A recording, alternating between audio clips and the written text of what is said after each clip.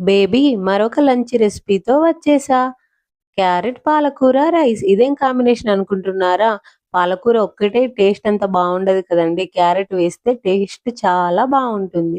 కడాయిలో కొద్దిగా నెయ్యి వేసి జీలకర్ర, పసుపు, వెల్లుల్లి వేసుకోవాలి. తర్వాత సన్నగా తురుముకున్న పాలకూర కూడా వేసి క్యారెట్ తురుము కూడా వేసుకోవాలి. ఇది కొద్దిసేపు మగ్గిన తర్వాత 3 గంటలు నానబెట్టుకున్న ఎర్రపప్పు, అదేనండి మసూర్ దాల్, తర్వాత హాఫ్ అన్ అవర్ నానబెట్టుకున్న రైస్ కూడా వేసి మంచిగా కలుపుకొని వాటర్ వేసి ఉడికించుకోవాలి. పాలకూర చాలా మంచిదండి పిల్లలకి. ఐరన్ కంటెంట్ ఎక్కువగా ఉంటుంది. ఇది పిల్లల్లో అనేమియా రాకుండా చూస్తుంది. కాబట్టి కంపల్సరిగా వారంలో 2 సార్లైనా ఆకుకూరలు అనేవి మీ పిల్లల డైట్‌లో యాడ్ చేయండి. రెసిపీ నచ్చితే గనక లైక్ చేయండి.